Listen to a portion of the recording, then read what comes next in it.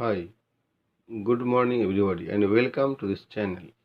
Make a strong foundation of the students. আজকে আমরা করব West Bengal board of secondary education syllabus অনুযায়ী মানে পশ্চিম বাংলার যে সিলেবাস সেই সিলেবাস অনুযায়ী মাধ্যমিকের প্রশ্ন অঙ্কের 15 নম্বর চ্যাপ্টার যে উপপাদ্য আছে 40 নম্বর উপপাদ্য। তো এর আগে আমরা অলরেডি 3 নম্বর যে চ্যাপ্টার উপপাদ্য আছে বৃত্ত সম্পর্কিত যে উপপাদ্যগুলো ছিল সেই উপপাদ্য দুটো আমরা করেছি। তো যারা দেখোনি তার আগের ভিডিওতে দেখে নেবে। সেই ভিডিও লিঙ্ক আমার এই ডিসক্রিপশান বক্সে দেওয়া থাকবে বা অন্য ভিডিওরও লিঙ্ক আমার ডিসক্রিপশান বক্সে দেওয়া থাকে, সেখান থেকেও তোমরা ডাইরেক্টলি চলে যেতে পারো, দেখতে পারো বা প্লেলিস্ট থেকেও দেখতে পারো। নতুবা তোমাদের যে ইউটিউবে যে সার্চিং বার আছে সেই সার্চিং বারে আমাদের চ্যানেলের নাম লিখবে make a strong foundation of the students. সেইটা লিখলেই যে প্রথমে যে চ্যানেলটা বেরোয় সেটাই আমাদের চ্যানেল, সেখান থেকে তোমরা ডাইরেক্ট ভিডিওগুলো দেখতে পারবে। প্রতিটা চ্যাপ্টার ওয়াইজ ভিডিও ওখানে আছে। তো যাও, এই 40 নম্বর যে উপপাদ্য মানে বৃত্তের কোনো বিন্দুতে স্পর্শক ও ওই স্পর্শ বিন্দুগামী ব্যাসার্ধ পরস্পর লম্বভাবে অবস্থিত থাকে, এই যে মানে উপপাদ্যে লেখা, এটা কিন্তু এই উপপাদ্যটা কিন্তু 2018-তে মাধ্যমিক পরীক্ষার সময় এসেছিল। সেহেতু খুবই গুরুত্বপূর্ণ অঙ্ক, খুবই গুরুত্বপূর্ণ উপপাদ্য। তোমাদের 5 নম্বরের যে উপপাদ্য থাকে এখান থেকে তোমরা 5 নম্বর কিন্তু একদম ইজিলি পিক আপ করতে পারবে, তুলতে পারবে। তো সেই জন্য আমি আগের ভিডিওতে বলেছি যে উপপাদ্যের কতগুলো নিয়ম আছে, কতগুলো স্টেপ আছে, কতগুলো ধাপ আছে। তোমরা যদি ধাপ ধাপ যদি তোমরা লিখো মানে স্টেপ বাই স্টেপ যদি লেখো, তাহলে কিন্তু লাস্ট পর্যন্ত পৌঁছতে না পারলেও কিছু না কিছু মার্কস কিন্তু পাওয়া যায়। তাহলে যে উপপাদ্যটা করছে আমরা বৃত্তের কোনো বিন্দুতে স্পর্শক ও ওই স্পর্শবিন্দুগামী ব্যাসার্ধ পরস্পর লম্বভাবে অবস্থিত। তো এটাকে আমাদেরকে প্রমাণ করতে হবে। তাহলে আগে তোমাদেরকে জানতে হবে যে স্পর্শক কি না। স্পর্শক মানে কিন্তু যে স্পর্শ করে, টাচ করে। তো স্পর্শক আর ছেদক কিন্তু দুটো আলাদা। আমি আবার বলছি, স্পর্শক আর ছেদক কিন্তু দুটো আলাদা। তো আমাদের এখানে কিন্তু স্পর্শক নিয়ে অঙ্ক বা উপপাদ্য যাই বলো না কেন, ছেদক নিয়ে নয়। কিন্তু ছেদক মানে যে ছেদ করে যাবে বা ভেদক মানে যে ভেদ করে যাবে, কিন্তু যে স্পর্শক মানে যে স্পর্শ করে যাবে, টাচ করে যাবে, জাস্ট টাচ। ছেদও করবে না বা ভেতরে ঢুকেও যাবে না, ভেদও করবে না, জাস্ট টাচ করবে। সেই যে টাচ করে যাবে সেই টাচ করাটাকে বলা হয় স্পর্শক। তাহলে এখানে বলছে বৃত্তের কোনো বিন্দুতে স্পর্শক ও স্পর্শ বিন্দুগামী ব্যাসার্ধ, ওই যে মানে স্পর্শক আর ওই স্পর্শ বিন্দুগামী যে ব্যাসার্ধ হবে মানে বৃত্তের ব্যাসার্ধ হবে, তারা পরস্পর লম্বভাবে অবস্থিত হবে। তাহলে যেমন লেখা আছে আমি সেরকমভাবেই উপপাদ্যের যে স্টেপগুলো, সেই প্রথম স্টেপ হচ্ছে কি, পরীক্ষার খাতাতেও কিন্তু প্রশ্নে যেটা লেখা থাকবে মানে সেই যে উপপাদ্যটা লেখা থাকবে সেই উপপাদ্যটা কিন্তু এইটা যেমন আমি লিখেছি এই উপপাদ্য নম্বর 40, এটা লেখা তোমার দরকার নেই, কারণ তোমাদের সেখানে জানার দরকারও নেই উপপাদ্য নম্বর 40 কি 42 কি 48 কি 50।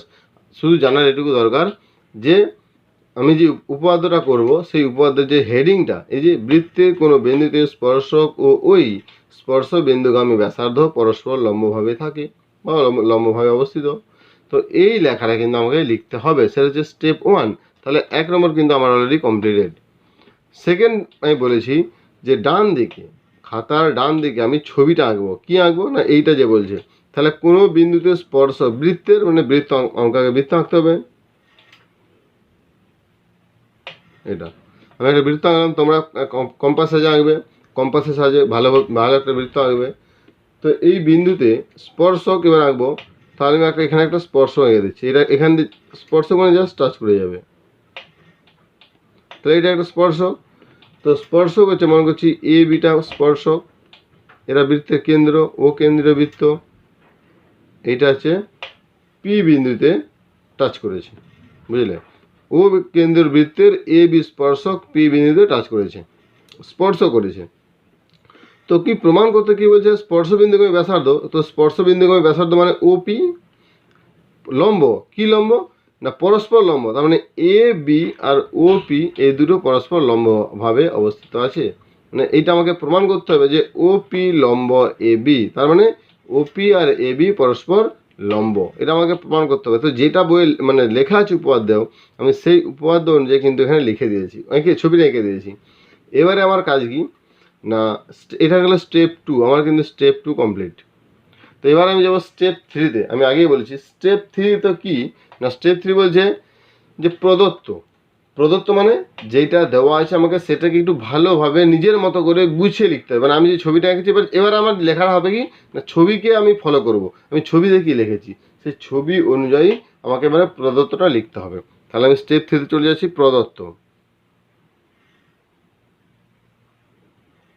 স্টেপ 3 প্রদত্ত কি বলছি না, যেটা আমি লিখেছি, যে লেখার অনুযায়ী যে ছবি এঁকেছি সেই ছবি অনুযায়ী আমি এবারে লিখবো।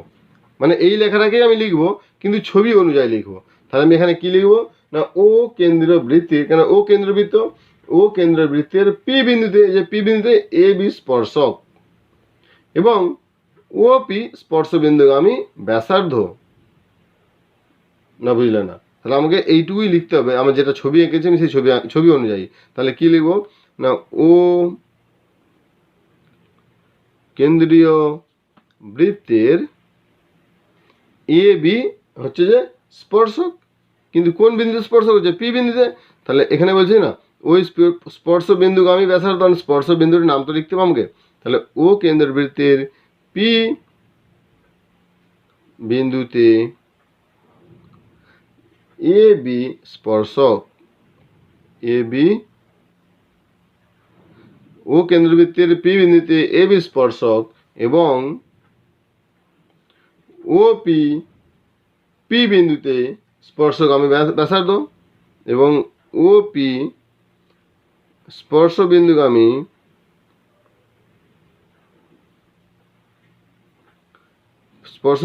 কি স্পর্শবিন্দুগামী পি বিন্দু ব্যাসার্ধ। তো আমার এই লেখা তোমাদের বইয়ের একদম লেখার সঙ্গে অ্যাকুরেট নাও মিলতে পারে। আমার কথা হচ্ছে আমি যেটা লিখবো আমার লেখার মধ্যে যেন যেন ক্লিয়ারিটি থাকে, পরিষ্কার পরিচ্ছন্নতা থাকে। সেই পরিষ্কার আমি এমনভাবে লিখবো যেন সেই লেখাতে যেন কোনো আমার মানে ভুল ভ্রান্তি না হয়ে যায়। তো সেই জন্যই তোমাদের বইয়ের লেখাতে এমন সময় থাকে, বইয়ের লেখাতে পরিষ্কার লেখা থাকলেও অনেক সময় থাকে যে হয়তো তার মানেটা বোঝা যায় না। তো যারা ভালো স্টুডেন্ট তাদের কাছে কোনো ব্যাপার নেই, তারা সব কিছুরই মোটামুটি মানে বুঝতে পেরে যাবে। কিন্তু যারা খারাপ স্টুডেন্ট তো তারা তো বুঝতে পারবে না এটা কেন লিখলো, বই এটা কীভাবে হলো।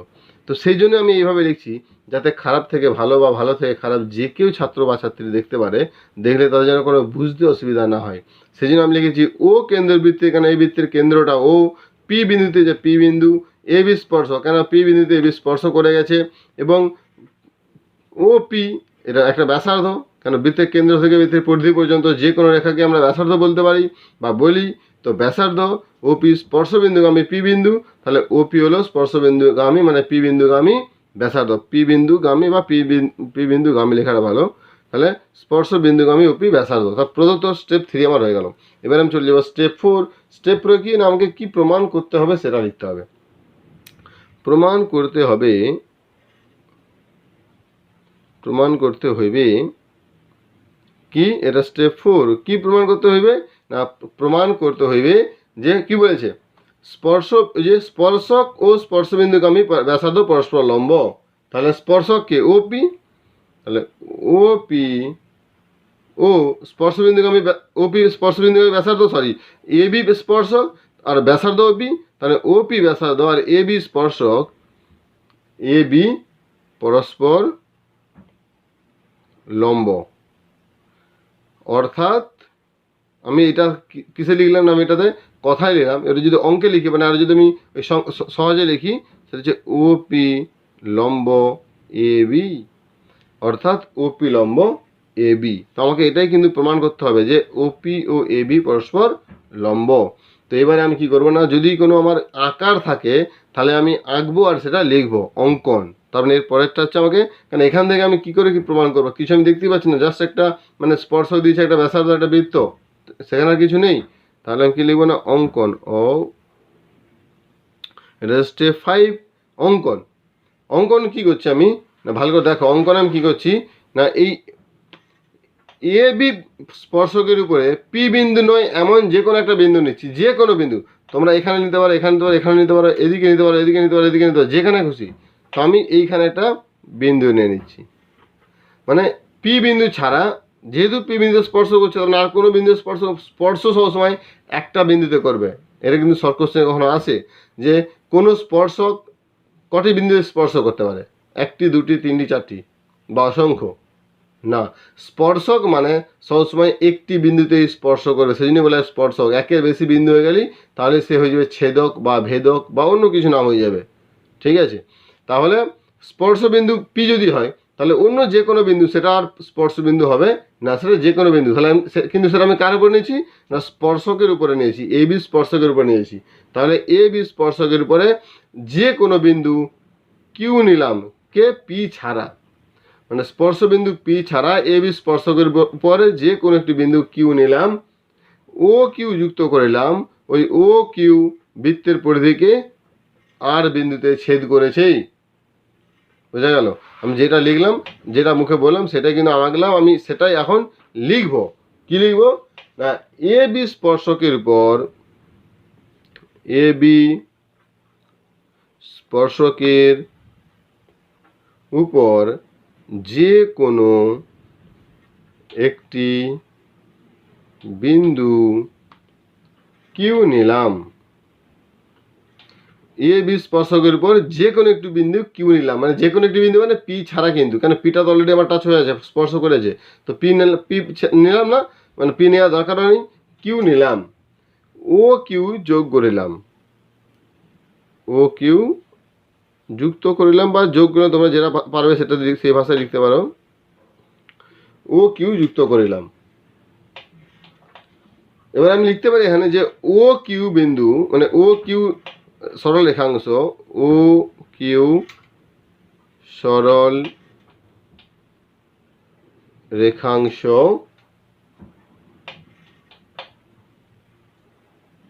ও কিউ সরল রেখাংশ কি করছে না, বৃত্তের পরিধিকে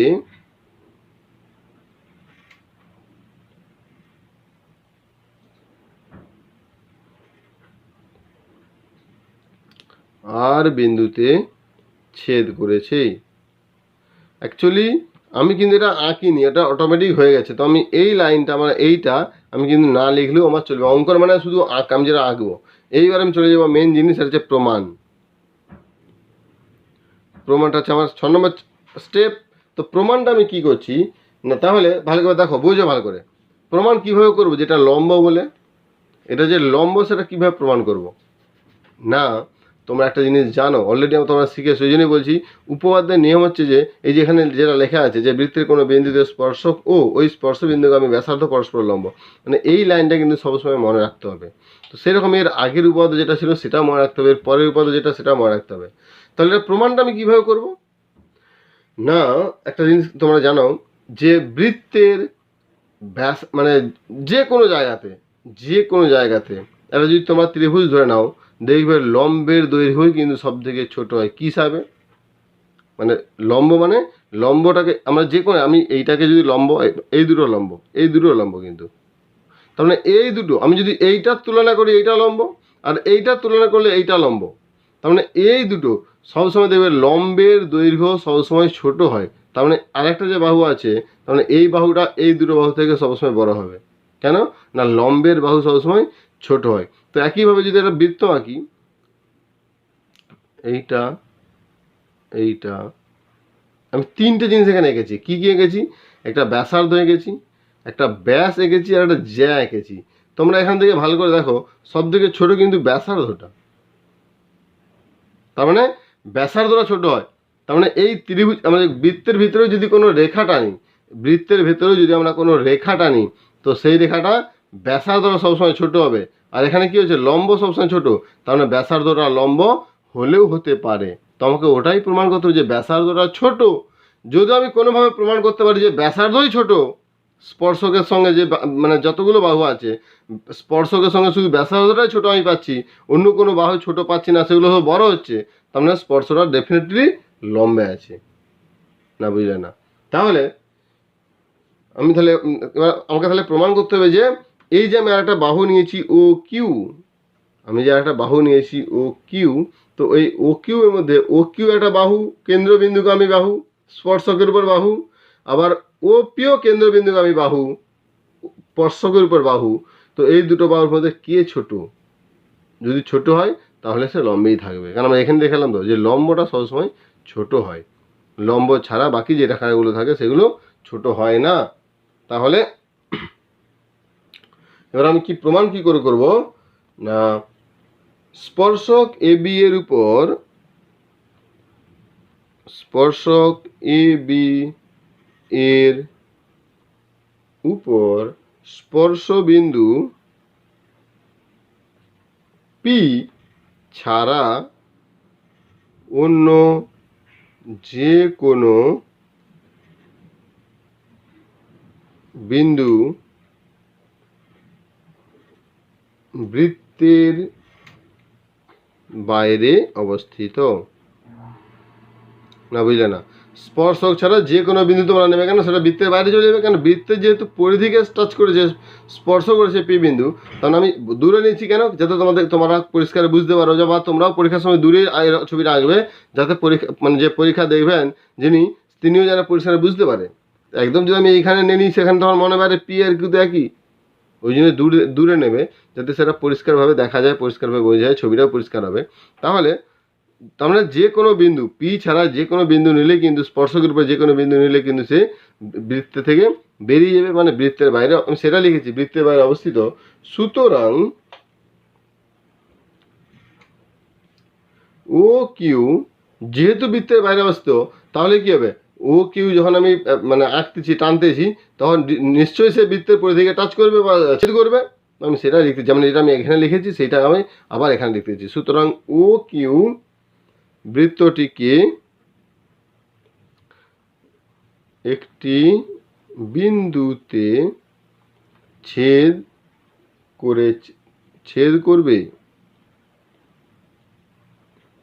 করবে, এবার আমি সেই ছেদ বিন্দুটার নাম কি দিচ্ছি, আর। মনে করি ছেদ বিন্দুটি হলো আর, আমি কিন্তু ছেদ বিন্দুটার নাম দিলাম এখানে আর। এইবারে বোঝো, ছেদ বিন্দু যদি আর দিয়েছি, তাহলে অতএব তাহলে কি হবে, নিশ্চয়ই ডেফিনেটলি ও পি, ও আর, আবার ও কিউ, ভালো করে দেখো, ও আর ও কিউ দুটোর মধ্যে তুলনা করি, মানে ও, এইটা হচ্ছে ও, এইটা আর, এটা হচ্ছে কিউ, এটা আর, তাহলে ও আর আর ও কিউ আর ও আর কে বড় হবে, ডেফিনেটলি ও কিউ বড়, তাহলে ও আর লেস দেন ও কিউ, যেহেতু আর বিন্দু ও কিউ এর মধ্যে অবস্থিত, যেহেতু ও আর লেস দেন ও কিউ, কেন ও কিউ তাহলে বড়, তাহলে কেন না, আমি দেখতে পাচ্ছি যে আর বিন্দু তো ও কিউ এর মধ্যে অবস্থিত, তার মানে ও কিউ, মানে ও কিউ বড়। আবার এবার দেখো, আবার ও আর ও পি সমান, কেন দুটোতে ব্যাসার্ধ, আবার ও আর ইকুয়াল টু ও পি, যেহেতু একই বৃত্তের ব্যাসার্ধ। না বুঝলে না, তাহলে অতএব তাহলে ও আর এর জায়গায় যদি আমি ওপি দিই কি হবে, তাহলে ওপি লেস দেন ও কিউ, ওপি লেস দেন ও কিউ। অতএব কেন যে আমি এটা পরিষ্কার অঙ্কের মাধ্যমে দেখতে পাচ্ছি, ও কিউ ওপি লেস দেন ও কিউ, অতএব কিউ বিন্দু এ বি স্পর্শকের উপর, আমরা আগে বলেছি যে কিউ বিন্দু স্পর্শকের উপর যে কেউ বিন্দু, তাহলে কিউ বিন্দু স্পর্শকের উপর যে কোনো বিন্দু, আমি দূরে নিয়েছি, তোমরা আরও কাছে নিলে সেটাও একই হবে, একই মানে এই ঘটনাটা একই ঘটবে, তাহলে যে কোনো একটি বিন্দু, সুতরাং যেহেতু কিউ বিন্দু স্পর্শকের উপর যে কোনো একটি বিন্দু, সুতরাং কি পি বিন্দু ছাড়া আমি যদি যে কোনো বিন্দু নিই, সুতরাং পি বিন্দু ছাড়া যে কোনো বিন্দু নিলে যতগুলো আমি সরলরেখায় ভাবলাম টাই না কেন, প্রত্যেকটা ক্ষেত্রে ওপি ছোট হবে, আমি সেটা লিখতেছি এখানে। সুতরাং বৃত্তের কেন্দ্র ও থেকে এ বি স্পর্শকের উপর যত সরলরেখা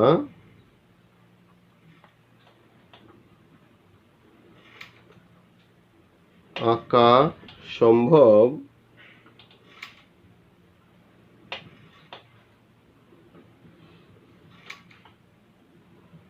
তাহলে এবি স্পর্শকের উপরে যতগুলি সরলরেখা আঁকা সম্ভব প্রত্যেকটি সরলরেখায় আঁকা সম্ভব তাদের মধ্যে ওপি ক্ষুদ্রতম, না বুঝলে না, তাদের মধ্যে ওপি সব থেকে ছোট হবে। আবার তাহলে ওপি যদি ছোট হয় তাহলে আমরা কি জানি, অলরেডি আমরা জানি যে সব থেকে ছোট হয় সেই লম্ব হয়। কারণ লম্ব যে কোনো যদি একটা আমরা এটা লম্ব, এটা ত্রিভুজ, এইবার যদি আমরা ত্রিভুজ এখান থেকে যদি আমরা কী বলে ছবি আঁকি মানে বৃত্ত আঁকি এই বিন্দু থেকে, তাহলে এই বিন্দুটাকে নিলে তাহলে বৃত্তটা হবে আমার এইরকম, আবার এইটাকে নিলে বৃত্তটা হবে আমার এইরকম, না বুঝলে না, আবার এইটাকে নিলে বৃত্তটা হয়তো আমার এরকম, বৃত্তটা আমার এরকম হয়ে যাবে, এরকম হয়ে যাবে, এরকম এরকম। তার মানে আমি কী দেখতে পাচ্ছি যে ব্যাসার্ধটা থেকে যদি লিই, মানে যেমন এখানে ছবিটা আমি এঁকে দেখেছিলাম, এখানে যদি একটা আঁকি তাহলে এইখানে ব্যাসার্ধ, তাহলে এইখান থেকে যদি আমি এইটা আঁকি তাহলে এইটা ব্যাসার্ধ হয়ে যাবে, এখান থেকে যদি এইটা আঁকি এইটা ব্যাসার্ধ হয়ে যাবে। তার মানে আমি কী দেখতে পাচ্ছি ব্যাসার্ধ ছাড়া বাকি যে কোনো সরলরেখা জ্যা ব্যাস সবাই কিন্তু বড়, তার ব্যাসার্ধই ছোট হচ্ছে, আর ব্যাসার্ধ ছোট মানে ব্যাসার্ধরা লম্ব আছে। আবার ক্ষুদ্রতম দূরত্ব লম্ব হয়, কারণ ক্ষুদ্রতম দূরত্ব লম্ব হয়, অতএব ওপি লম্ব এবি প্রমাণিত। আমাকে এটাই প্রমাণ করতে বলছিল যে ওপি লম্ব এবি, সেটা প্রমাণ কর। কীভাবে প্রমাণ করলাম দেখলে তো, আমাকে প্রমাণ করতে হবে যেখানে ওপি লম্ব মানে স্পর্শকের উপর যে কোনো একটি বাহু যে কোনো বিন্দু আমি নিলাম, এখানে কিউ নিচ্ছি, তোমরা এদিকেও নিতে পারো, আমি স্পর্শক এরকম এঁকেছি, তোমরা স্পর্শক এরকমভাবে আঁকতে পারো, ওটাও কোনো ব্যাপার নয়, না বুঝলে না, যেভাবে খুশি এরকম করে এঁকে দেবে, একই হয়ে যাবে। স্পর্শক যেভাবে খুশি আঁকা যায়, বা তোমরা আবার কেউ এইভাবেই ছবি আঁকতে পারো।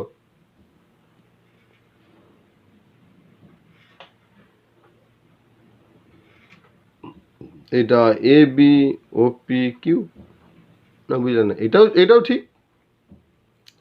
স্পর্শক মানে আমার এদিকে এদিকে এদিকে এদিকে এইভাবে যেভাবে খুশি আমি স্পর্শক আঁকবো, ঠিক ব্যাসার্ধটাকে আমি যদি সেই বিন্দুতে আঁকি সেটা সবসময়ই লম্ব হবে। তাহলে আমাকে কি প্রমাণ করতে হবে এই ক্ষেত্রে, না স্পর্শকের সঙ্গে যতগুলোই বাহু থাকুক না কেন, মানে কেন্দ্র থেকে যতগুলোই আমি সরলরেখা টানি না কেন, প্রত্যেকটা ক্ষেত্রে আমার সব থেকে ছোট যেটা মানে ওপি যে ব্যাসার্ধটাই সবসময় ছোট হবে। আর আমরা জানি সব থেকে লম্ব দূরত্ব হচ্ছে কি ক্ষুদ্রতম, এখানে লিখেছে ওই জন্যে তাদের মধ্যে ওপি ক্ষুদ্রতম, আবার ক্ষুদ্রতম দূরত্ব লম্ব হয়, মানে সব থেকে ক্ষুদ্রতম দূরত্বটাই কিন্তু লম্ব আকারে যায়, বাকি অন্য দূরত্ব লম্ব থেকে বড় হয়ে যাবে। তো এটা একটা সম্পাদ আছে, তোমার ক্লাস 9-এই করেছো, সম্পাদ আছে যে লম্বের দূরত্ব সব থেকে ছোটো হয়। তো এইখানে যে আমি যত এইটা আঁকেছি, এইটা আঁকো, তোমরা এইটা আঁকো, কিংবা যদি সামনেই পাশাপাশি দাও তবুও দেখা যাবে সব থেকে ওপি মানে যে ব্যাসার্ধ সেটাই হচ্ছে সব থেকে ছোটো।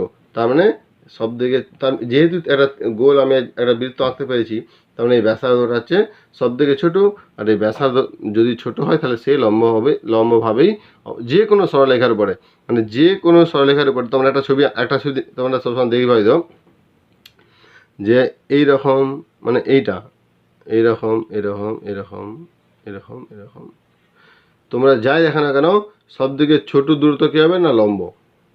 এখন এর একটা সম্পাদ্য আছে, সেই জন্য বলছি এইসব ক্ষেত্রে মানে সম্পাদ্য উপপাদ্যে যে লেখাগুলো থাকে, যে হেডিংগুলো থাকে, হেডিংগুলো খুব ইম্পর্টেন্ট। হেডিংগুলোকে মনে রাখতে পারলে কিন্তু মানে সমস্ত এক্সট্রা যে থাকে এক্সট্রাগুলোও করা যায় কিন্তু এরই মাধ্যমে, না বোঝা গেল না। তাহলে আমি কী করেছি এটা, না ও কেন্দ্রীয় বৃত্তের পি বিন্দুতে এ বি স্পর্শক এবং ও পি স্পর্শ বিন্দুগামী মানে পি বিন্দুগামী ব্যাসার্ধ, এটা আমি প্রদত্ত ছিল। তাহলে কি প্রমাণ করতে হবে, O P R A B পরস্পর লম্ব মানে ও পি লম্ব এ বি। এবার আমি অঙ্কন কি করব না ও বিন্দু থেকে ওটা পরে কি অঙ্কন কি করব না এ বি স্পর্শকের উপর পি বিন্দু ছাড়া যে কোনো একটি বিন্দু কিউ নিলাম, ও কিউ যুক্ত করলাম। আমি কি লিখেছি, এ বি স্পর্শকের উপর যে কোনো একটি বিন্দু কিউ নিলাম, আমি এটা লিখতে পারি এ বি স্পর্শকের উপর পি বিন্দু ছাড়া যে কোনো একটি বিন্দু কিউ নিলাম। তোমরা লিখলে লিখতে পারো, না লিখলে কোনো অসুবিধা নেই।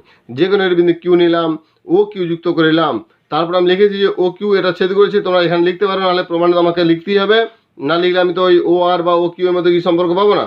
তাহলে এটা গেল, এটা অঙ্কন হয়ে গেল। এটা প্রমাণটা কি বলছে না, স্পর্শক এ বি এর উপর স্পর্শবিন্দু পি ছাড়া অন্য যে কোনো একটি বিন্দু কিউ, অর্থাৎ যে কোনো একটি বিন্দু কিউ যা ও কিউ যুক্ত করার সময় যেটা বৃত্তের পরিধি আর বিন্দুকে ছেদ করেছে। তাহলে এখানে ও আরও কিন্তু ব্যাসার্ধ, আবার ও কিউ তার মানে একটা এটা ও কিউ কিন্তু একটা সরলরেখা, মানে এটাও স্পর্শবিন্দুগামী, না বুঝলে না, এটাও স্পর্শবিন্দু দিয়ে এসছে, এই সরি এটাও তো বিন্দুগামী, কেন্দ্রবিন্দুগামী, তাই এটা কেন্দ্র থেকে আমি এঁকেছি সরলরেখায় পিক ও কিউ। তাহলে আবার ও কিউ আর ছেদ করেছে, তাহলে ও আর মানে যেহেতু এটা স্পর্শ মানে ব্যাসার্ধ, তাহলে ও আর লেস দ্যান ও কিউ, কেন ও কিউ বড়, যেহেতু আর ও কিউ এর মধ্যে অবস্থিত। আবার ও আর সমান ও পি, কেন ও আর ও পি দুটো একই বৃত্তেরই ব্যাসার্ধ, অতএব ও P less than O Q. এবার আমরা কি জানি না, যেহেতু কিউ বিন্দু এবি স্পর্শকের উপর যে কোনো একটি বিন্দু, তাহলে কিউ বিন্দু ছাড়া আমি যদি অন্য যে কোনো বিন্দু নিই, সেক্ষেত্রেও কিন্তু একই ঘটনা ঘটবে। কি ঘটনা না, O P less than that সরলরেখা।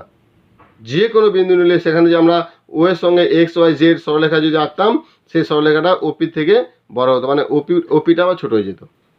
তো সেভাবে দেখি আমরা জানি যে যে কোনো মানে বৃত্তের মধ্যে বা সরলরেখার মধ্যে লম্বের দূরত্ব সব থেকে ছোটো হয়। তার মানে যেহেতু এটা সব থেকে ছোটো দূরত্ব, তার মানে এটাই লম্ব, বুঝলে না, এটাই লিখেছি। অতএব কিউ বিন্দু এবি স্পর্শকের উপর যে কোনো একটি বিন্দু, সুতরাং বৃত্তের কেন্দ্র ও থেকে এবি স্পর্শকের উপর যত সরলরেখা আঁকা যায় না কেন বা আঁকা সম্ভব, তাদের মধ্যে ও পি ক্ষুদ্রতম, আবার ক্ষুদ্রতম দূরত্ব লম্ব হয়, অর্থাৎ অতএব ও বি লম্ব এবি। এটাই প্রমাণ করতে বলছে, এটাই প্রমাণিত, এইভাবে কিন্তু প্রমাণ করতে হবে।